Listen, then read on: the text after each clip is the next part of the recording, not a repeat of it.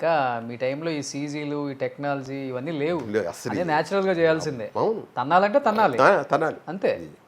మనోహర్ పాండవులు అయితే నాకు రావు గోపాలరావు గారు ముళ్ళకర్రతో కొడితే మొత్తం వాతలు టోటల్.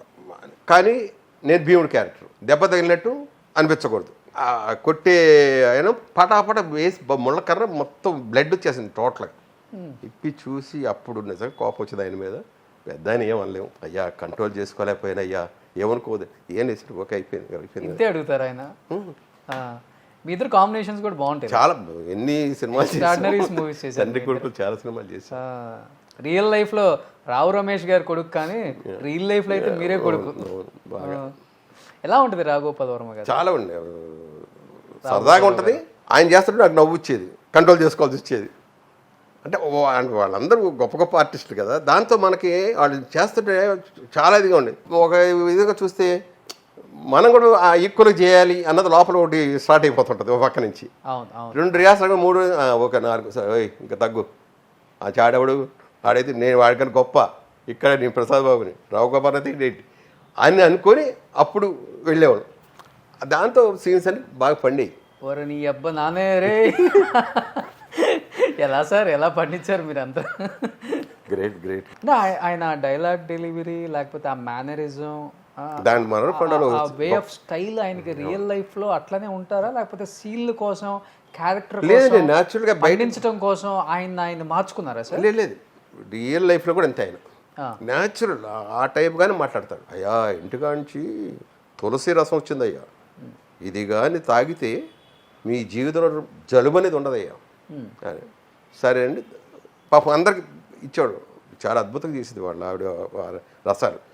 ఒకరోజు అనాస పనస ఇది ఎక్కడ దొరకదు మీకు, ఒక్కసారి రుచి చూడండి అని ముందు దాన్ని రుచి గురించి చెప్పేటోడికి మనకి నిజంగా నోడు అంత గొప్ప అంటే పెట్టే మనస్తత్వం. ఓకే.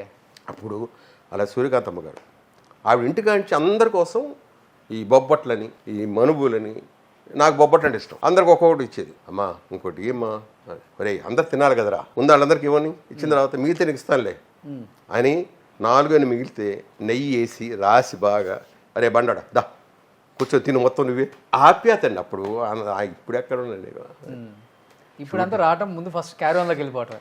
అసలు ఏమిటా క్యారవాన్ కనిపెట్టాడు ఎవడో కానీ ముందు వాడిని అన్నారు. అందుకనే మీ టైంలో చేసిన వాటిని సినిమాలు ఆర్టిస్టులు ఇది కదా సినిమా అంటే ఇలా ఉండాలి కదా, ఇలా యాక్ట్ చేయాలి కదా, వీళ్ళు కదా ఆర్టిస్టులు అంటే అని మేము కూడా దాంట్లో లీనమైపోయి చూస్తాం. ఇప్పుడు వచ్చే వాటిని సినిమాలు అంటారు కదా, మార్కెటింగ్ ఇదంతా. ఏదో కథ వచ్చింది, ఆ కథ ఫీలింగ్ లేదు సినిమా తీసిన ఫీలింగ్. అందుకే థియేటర్లకు ఎవరు వెళ్ళట్లేదు, అందరూ నెట్ఫ్లిక్స్ ఆహా ఈ అమెజాన్ ప్రైమ్లకి అలవాటు పడిపోయి దీంట్లో వచ్చేస్తుందిలే అనుకుంటారు. ఇప్పుడు మనోహర్ పాండవుల్లో షూటింగ్ అంతా అయిపోయింది, స్టేషన్కి వచ్చి అందరం చెన్నైకే వస్తున్నాం, అందరూ ఒకరొకరు పట్టుకొని వాటేసుకుంటున్నాం. మళ్ళీ అనుకున్నాం ఏంటి వచ్చేది చెన్నైకి చేస్తున్నాం, మళ్ళీ ఏంది అనగానే అంటే ఇంకా మళ్ళీ రేపటి కాలం ఎవరు బిజీలో ఎవరు షూటింగ్లో వాడి, అంటే 30 రోజులు ఒకే చోట ఉండి ఒక్కసారి విడిపోతున్నాం అనగానే ఆ ఫీలింగ్ లిటరల్గా ఏడ్చారండి మురళీమోహన్. అందరూ ఏడటమే ఆ స్టేషన్లో, అందరూ ఎంతగా చూశారు మమ్మల్ని. ఫస్ట్ కారు కొందరు మీ గ్రూప్లో చిరంజీవి గారు, హరిప్రసాద్ గారు, మీరు, సుధాకర్ గారు వాళ్ళేనండి. ఫస్ట్ నుంచి కూడా నాకు కారు మీద ఇంట్లో మీద నాకు ఇంట్రెస్ట్ లేదు, ఫస్ట్ నుంచి లేదు. వాళ్ళు కంపెనీ వాళ్ళు బండి ఇస్తారు వెళ్తాం అంతే. ఫస్ట్ ఆఫర్ వచ్చింది కూడా సుధాకర్ గారు అంట కదా అప్పుడు హీరో. ముందు నేను ఆల్రెడీ వీళ్ళందరికన్నా ముందు నేనే హీరోయిన్. ఓకే. సుధాకర్కిను హరిప్రసాద్ మన చిరంజీవి ముగ్గురు ఒక రూమ్లు ఒక పక్క రూమ్. దాంట్లో వచ్చింది సుధాకర్కి, హరిప్రసాద్గా వచ్చినట్టు సుధాకర్ వెళ్ళాడు, అలాగ వచ్చింది వాళ్ళకి. ఇప్పుడు బాగుంటుందిలే ఒకరి బట్టలు ఒకరు వేసుకోవటం, ఆడిషన్స్కి చెప్పుకునేవాళ్ళం, రే పలానా చోట అడుగుతున్నారు వెళ్ళండి. వీళ్ళతో కాదు నాకు ఇంకో బ్యాచ్ ఉండేవాడు కాదు, అప్పుడు 10 ఒక 20-30 మంది స్టూడెంట్ బ్యాచ్లు ఉండేవాడు.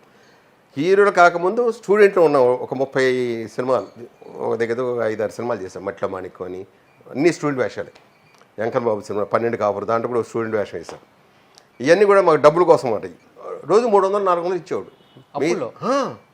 మాకు. అంటే A1 స్టూడెంట్ అంటే కుర్రాళ్ళు బాగుండాలి అంటే ఆ బ్యాచ్లో మాకు 500 ఇలా దూరుకోం ఇలాగని డిమాండ్ చేసేవాళ్ళం మేము.